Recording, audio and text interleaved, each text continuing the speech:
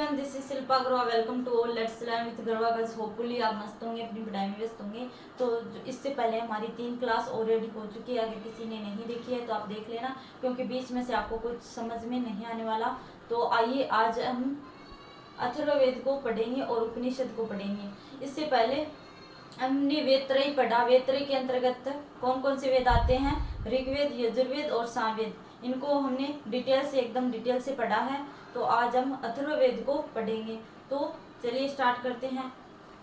देखो, अथर्ववेद है वो लौकिक वेद है। लौकिक वेद मैंने शुरुआत में ही आपको बताया था, लौकिक और पारलौकिक। लौकिक वो है जो मतलब इस लोक से संबंधित है, और पारलौकिक है जो इस लोक से संबंधित नहीं है, मतलब उसकी विषय वस्तु है वो अलग है। जो ये अथर्ववेद हमारा वो इसी लोक से संबंधित है, उसकी जो विषय वस्तु है वो है जादू, टोना, वशीकरण, तंत्र मंत्र। ये अब देखो, ये सामान्य जनता से रिलेटेड है, इसीलिए इसको लौकिक वेद कहते हैं। और जो वेद त्रय थे उनको पारलौकिक कहते हैं, क्योंकि उनकी विषय वस्तु है वो ब्रह्मा, विष्णु, महेश, जो देवता थे उनसे संबंधित है। हमने यजुर्वेद में पढ़ा था यज्ञ, कर्मकांड, धार्मिक अनुष्ठान वगैरह। ये अब देखो, सबसे लोकप्रिय वेद भी यही है, श्रेष्ठ वेद भी यही है, क्योंकि भाई आज भी है वो प्रथाएं ऐसी मौजूद है जो तंत्र मंत्र वगैरह का जादू टोने लोग हमें बिलीव करते हैं और करते भी हैं।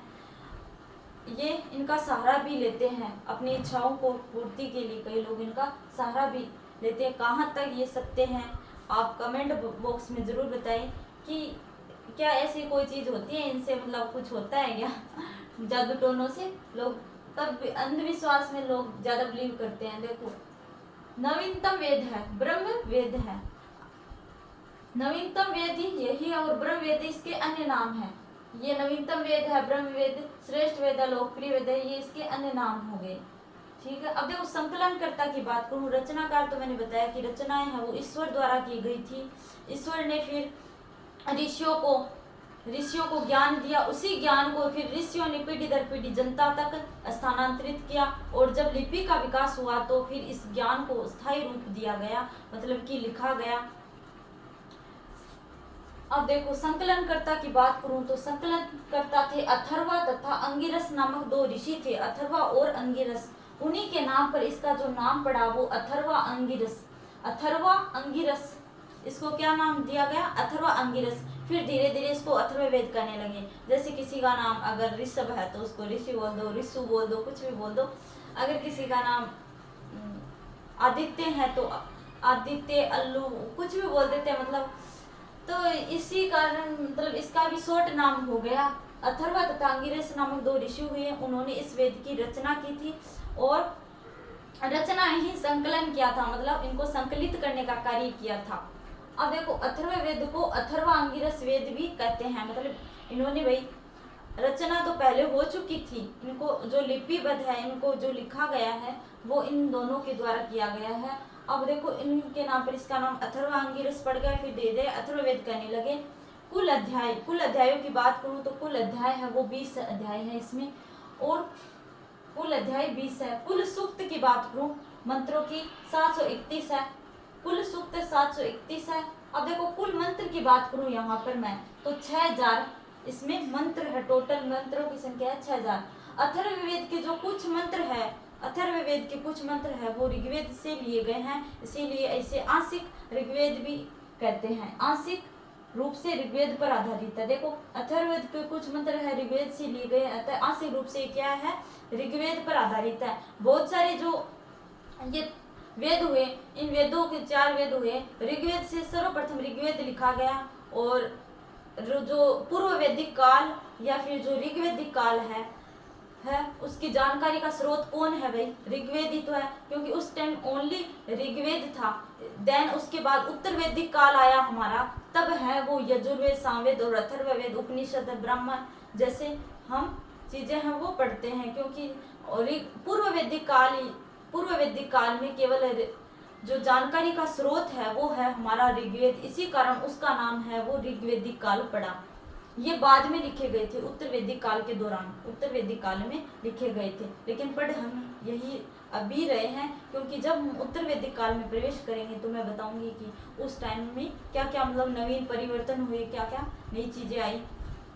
अब देखो सामवेद में भी कई जो मंत्र है, हमने सामवेद के भी कोई बहुत सारी चीजें हैं वो सामवेद ऋग्वेद से ली थी। सामवेद में भी कुछ मंत्र है वो ऋग्वेद से लिए गए थे, और ये अथर्ववेद में भी ऋग्वेद से ये चीजें आदि ली गई थी, मंत्र लिए गए थे। अब देखो अथर्ववेद के भाग कौन कौन से है। अथर्ववेद के भाग शौनक और पिप्पलाद, मैंने आपको बताया था। सामवेद में भी कुछ भाग बताए थे 2, यजुर्वेद में भी 3 बताए थे शायद। अब इसी संदर्भ में देखो अथर्ववेद के 2 भाग है, सोनक ये रौनक नहीं वही सोनक है, और पिप्पलाद। अब देखो विषय वस्तु मैंने शुरुआत में आपको बताया, जादू टोना तंत्र मंत्र वशीकरण प्रेत आत्मा और औषधियों की जानकारी, और कृषि को कीटों एवं जानवरों से बचाने के लिए ये लोग जादू टोने वगैरह करते थे। अब देखो अथर्ववेद का जो पुरोहित है उसको ब्राह्मण कहते हैं। अथर्ववेद में जो पुरोहित हुआ मतलब पुजारी हुआ उनको ब्राह्मण कहते हैं, ब्राह्मण। और जो सामवेद था हमारा उसमें हमने पुरोहित को क्या कहा था, उद्दाता। सामवेद आपको याद होगा, सामवेद में पुरोहित को क्या कहा था, उद्दाता। और ये अथर्ववेद है इसमें पुरोहित को क्या कहा गया, ब्राह्मण, जो आज प्रचलित है। अथर्ववेद एकमात्र ऐसा वेद है जिसका कोई आरण्यक नहीं है। अब आरण्यक देखो, आरण्यक क्या होता है, आरण्यक को समझे जब गुरु और शिष्य जंगलों में जाकर मतलब जो गुरु और शिष्य जब जंगलों में जाकर ब्रह्मा ईश्वर जैसे विषयों पर चर्चाएं करते थे उनको आरण्यक कहा जाता था। आरण्यक आप समझते हो, हिंदी में पढ़ते हैं, पर इसका जो पर्यायवाची शब्द होता है ये जंगल का पर्यायवाची है। जब मतलब गुरु और शिष्य पहले यूनिवर्सिटी कॉलेज विद्यालय तो थे नहीं, पहले तो जंगलों में जाके ही लोग पढ़ते थे। तो जो मतलब जो प्राचीन वातावरण होता था, जो प्रकृति के वातावरण में गुरु और शिष्य है वो ब्रह्मा विष्णु महेश और जो प्रकृति से रिलेटेड जो बातचीत करते थे उनका वार्तालाप होता था, उसको हम आरण्यक कहते हैं। ठीक है, तो ये बात ध्यान रखना कि अथर्ववेद का कोई भी आरण्यक नहीं है। मतलब कि ऐसा हो सकता है कि मतलब इस टाइम में कोई ज्यादा डेवलपमेंट हो गया होगा तो मतलब सब लोगों ने फिर जंगलों में जाना बंद कर दिया होगा, गुरु और शिष्य ने, जो फिर धीरे धीरे अपना आश्रम बना लिया होगा। तो इसमें कोई भी जो आरण्य की जानकारी नहीं मिलती है। कौन से वेद से, अथर्ववेद से आरण्य की जानकारी नहीं मिलती है। तो आपको ये समझ आ गया होगा। अब देखो उपनिषद मैंने पहले भी बताया था और एक बार फिर मैं आपको डिटेल से बता देती हूँ। उपनिषद का अर्थ अगर यहाँ से ले तो उप प्लस नहीं धन निकट। देखो उप का मतलब होता है निकट, और धन, इस जो प्लस के वाला निशान है ना इसको हिंदी में बोलते हैं धन। अब देखो निश, इसका संधि विच्छेद करें तो उप का मतलब तो हो गया निकट, धन, और निश का अर्थ होता है बैठना, मतलब कि निकट बैठना। उपनिषद का सामान्य सा जो अर्थ है कि निकट बैठना। अब कौन निकट बैठता है, देखो एकांत में गुरु एवं शिष्य आत्मा परमात्मा ब्रह्मा जैसे विषयों पर चर्चा से संबंधित ही एक ग्रंथ है। जो मैंने बताया आपको कि जो गुरु एवं शिष्य थे वो जंगलों में जाकर वो जो आत्मा क्या चीज है, परमात्मा ईश्वर क्या है, और ब्रह्मा कौन है, जैसे जो ग्रंथ थे उन पर चर्चाएं करते थे, वार्तालाप करते थे, तो उन्हीं को उपनिषद कहा जाता था। ठीक है, तो ये बात आपको ध्यान में रखनी है। एकांत में गुरु एवं शिष्य आत्मा परमात्मा ब्रह्मा जैसे विषयों पर चर्चा से संबंधित क्या है, ये एक ग्रंथ है। क्या है, ग्रंथ। जो उपनिषद में अब देखो क्या क्या चीजें आती हैं, तो अब देखो आत्मा परमात्मा और ब्रह्मा जैसे विषयों से संबंधित ये एक ग्रंथ है। ठीक है, ये ध्यान में रखना। उप का मतलब हो गया निकट, और निश मतलब बैठना। जो गुरु एवं शिष्य एक दूसरे के निकट बैठ के इन विषयों पर चर्चा करते थे तो उनको उपनिषद कहा जाता था। ठीक है, अब देखो उपनिषद वैदिक साहित्य के सबसे अंत में जोड़े गए। जो उपनिषद थे, जो वैदिक साहित्य मतलब वेद है, वो सबसे पहले लिखे गए, देन उसके बाद उपनिषद को जोड़ा गया, इसीलिए इसे वेदांत भी कहते हैं। मतलब वेदों के अंत में जोड़े गए, वेद लिखे गए, पहले वेदों की रचना सबसे पहले हो चुकी थी, उस उनको लिखा जा चुका था। देन उपनिषद आए और उनको वैदिक साहित्य मतलब वैदिक वेदों को लिखने के बाद उपरांत इनको लिखा गया। ये अंत में जोड़े गए, इसीलिए इनको वेदांत भी कहते हैं। मतलब वेदों के अंत में जोड़े गए थे ना, इसी कारण इनको वेदांत भी कहते हैं। तो ये बात आप ध्यान में रखना। अब देखो उपनिषदों की जो विषय वस्तु है ज्ञान मूलक है। जो उपनिषदों की विषय वस्तु क्या है भाई, ज्ञान मूलक है। अगर आप मतलब आपके पास फ्री टाइम हो या फिर आप नौकरी लग जाने के बाद अगर सोचो कि क्या पढ़े हम, तो आपको ये उपनिषद वेद है ये जरूर पढ़नी चाहिए। बहुत ज़्यादा मतलब ज्ञान है इनमें, ज्ञान से रिलेटेड बातें हैं, तो आई थिंक आपको पढ़ना चाहिए, मैं भी पढ़ूंगी। अब देखो ब्रह्मा आत्मा परमात्मा का वर्णन है इसमें। मैंने बताया ना ब्रह्मा क्या चीज है, आत्मा क्या है, कैसे विकास हुआ, कैसे कहा जाती है आत्मा, और परमात्मा का वर्णन है मुक्ति का उपनिषद के अनुसार। अब देखो एक मुक्ति का उपनिषद है, उसके अनुसार क्या है, उपनिषदों की संख्या है वो 108 है, 108 है। मुक्ति का उपनिषद के अनुसार उपनिषदों की संख्या 108 है। और अब देखो इसमें 4 उपनिषद है वो गद्य में है। गद्य जानते हो, जो साहित्य लेखन जिस जो पाठ होता है हमारा, सारांश होता है, कोई भी कविता कहानी वो कविताएं होती है, कविता होती है, वो पोइम्स होती है, वो तो पद्य के रूप में होती है, और जब उसका अनुवाद करते हैं तो वो गद्य के रूप में हो जाती है।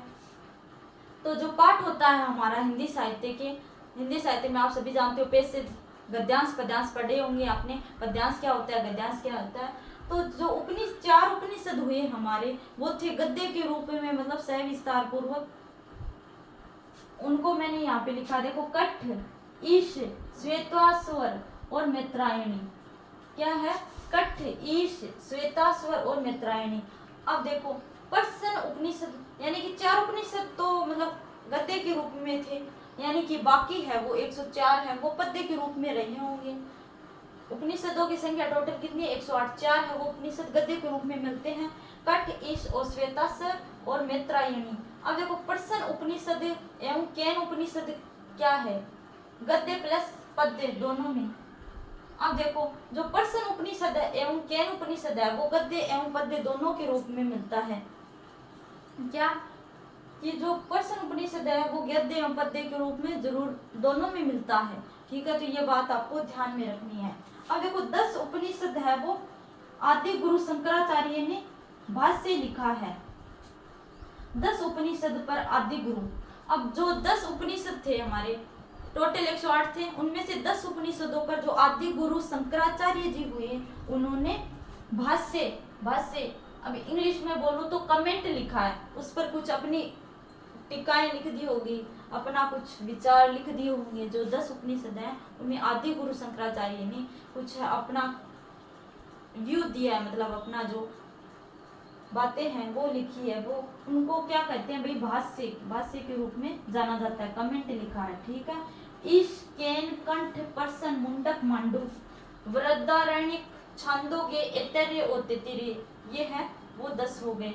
देखो कितनी है भाई, 1 2 3 4 5 6 7 8 9 10। ये देखो ये आदि गुरु जो शंकराचार्य जी हुए उन्होंने वो 10 उपनिषदों पर अपना कुछ लिखा है, तो जिसे भाष्य के नाम से जाना जाता है। और ये वही चीज है, ईश, केन, कंठ, पर्सन, मुंडक, मांडू, 2 तो एम से है, 2 के से है, देख केन कंठ 2, ये ऐसे याद रखना, केन कंठ के एम, वृद्धारण्यक, छंदोग्य, ऐतरेय और तैत्तिरीय, ये आपको ऐसे याद रखने हैं। आई होप आज का सेशन आपको पसंद आया होगा। तो मिलते हैं नेक्स्ट वीडियो में, और आप मुझसे सवाल किया करो, मतलब कमेंट बॉक्स में अपनी जो फीडबैक है वो जरूर दिया करो। आप इससे रिलेटेड कि आपको अगर कोई डाउट हो तो मैं ज़रूर बताऊंगी, आपका आंसर देने का प्रयास जरूर करूंगी। तो मिलते हैं नेक्स्ट वीडियो में।